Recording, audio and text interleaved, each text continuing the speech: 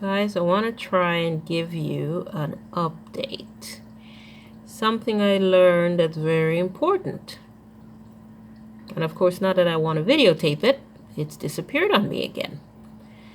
But in this ball of algae, hair algae, and Christmas moss is a baby Badis, okay?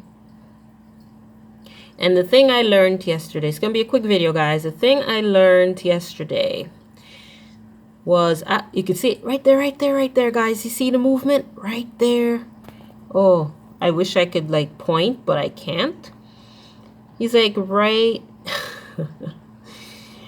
Anyway, it is right there. If you look closely, I don't know, maybe it'll be a game. Who can find a baby Badis in the moss and algae ball?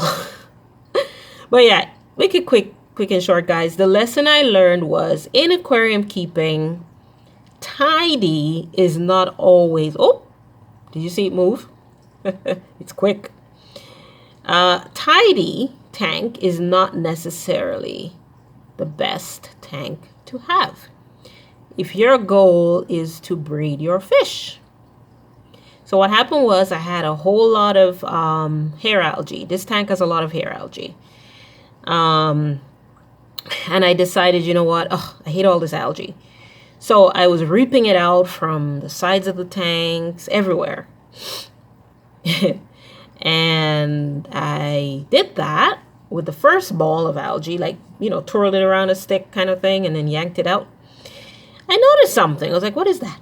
Two eyes looking at me. I was like, oh, I looked closer and closer. It was a baby Badis. OMG, guys. My female and male Badis have bred in this tank. I've seen them spawning, but I just never thought any babies survived because I've never seen any. And I ripped out the moss. And I felt so bad after I realized what I had done because I destroyed a habitat that the babies actually liked and thrived in. And I'm guessing there's more than one, although I've only seen one. I don't know if it's the same one, but I'm guessing, guys. So anyway, I feel terrible, of course, and I vow never to do that again. And I read this somewhere that to grow successfully and to breed the Scarlet Badis, which is one of the most beautiful little fishes you can ever see and keep, you have to have a tank that is less than beautiful in the traditional sense of aquarium keeping. You don't want a perfectly manicured tank, okay? You want a tank that has some life in it, guys. And we're talking insect life, worm life, okay? Like a pond, like if you went to the, you know, the lake, or you went to some pond in the middle of the woods, and then, you know, it's packed with all kinds of interesting little critters that other fish, the fish like to eat. Same thing in your home aquarium, guys. So lesson learned. Just because the aquarium is not perfectly coiffed doesn't mean it's not perfect. The main thing in an aquarium should be water quality, and obviously the water quality and the food source in here is really good because baby fish are thriving. I have never thrown baby food in here, guys. You can see right down almost to the left corner of the moss ball that I'm showing you. Yeah, I can see it. It's just a little teeny thing, guys. Really, really tiny. Looks gray. You know, it's going to be a while before. Hopefully it survives. I don't see why it wouldn't. It's been in there long enough. On its own, it looks like it's a few days old. It obviously can swim. And you can see it just keeps turning around doing its own thing.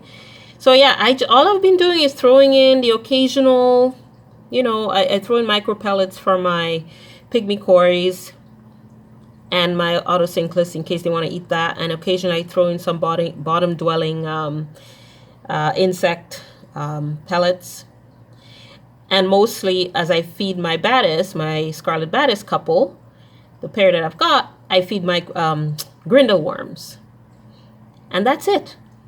And they've bred, obviously. And I'm sure this is Scarlet Badis just on its behavior. It does not behave like a pygmy corridora. Okay? Now, it's disappeared again, guys, but that's a lesson. If you're trying to breed fish, I suggest be careful how coiffed you want your aquarium to look, because you may be destroying the actual thing that's going to get you those babies, and not just get you the babies, but surviving, thriving babies. So hopefully this baby will continue to thrive. I will keep you guys updated. And yeah, let me show you guys. I'm going to zoom back out. I'm zoomed in quite a bit so you can see this. So that's the top. I've got the, yeah, let me push that back in. Okay, put the light back on. Excuse me. So yeah, that's the 5-gallon tank, guys. So at the back, okay, behind that moss and algae covered piece of wood in the middle is where I just showed you the spot where the baby's living. You can see my female up there, the mama. Okay, she's right there poking her head out doing her thing. The male is here in there somewhere. I just saw him a minute ago. Oh, wait, there he is. Look at him. He's not as red today because he's not in a breeding mode today. He's chasing the female away for the most part, but not too much. So I think they'll spawn again. Yeah, so that's the male. Love him. And this is their home. It's the 5-gallon tank planted. You know, it's got 2 fake plants in the corner there, guys, because this is all sand, nothing else. Okay. Normally I don't just put sand, but this tank was actually my experiment in using sand for the very first time. And I actually like the sand. But next time I would think ahead and actually put, you know, some sort of aquarium soil or soil underneath the sand so that the plants, I have more option in terms of putting plants, okay? But in any case, there's lots, as you can see, a ton of floating plants that I throw away on a regular basis because there's just too many. But yeah, it's exciting, guys. I have baby Scarlet Badis. And I've shown you the papa right there. Looking at me. Look at that face. Look at that little face, guys. Oh, he's such a treasure. Don't you just love God's creation? That's why I love aquarium keeping, guys. I marvel at God's creation. Look at that little guy. How big do you think he is? He's like an inch and maybe let me see, 1 inch, 1.2. Yeah, 1.3 inches, 1.5 almost, I suppose. But I doubt it. It's more like 1.2. And he's a happy little guy, as you can see. I think he's thinking, give me worms, give me worms. Not yet, buddy, not yet. But yeah, this is a tank, guys. Thanks for watching. I'll keep you updated. I'm so excited. I just never thought I could even keep this fish alive. This is the first time I've actually owned Scarlet Badis, and I did it a few months ago in lockdown, you know, coronavirus lockdown. I just wanted a new challenge, something unique. I tend to, these days, you know, I realize that I tend to aim for fishes that are rarer in the hobby, or they don't see that much, you know, and most people don't seem to know much about them. Because I like a challenge, and I like really... Turns out I really like little fish. I'm fascinated by microfish, okay? I like their little teeny weeny sizes, and I find them just fascinating, you know, because the colors, the behavior is just amazing. So I'll keep you guys updated. There's my autosynclus, 2 of them, see? Happy little campers. So yeah, in my algae ridden tank. Anyway, guys, stay blessed, eh? And as I always say, I love you.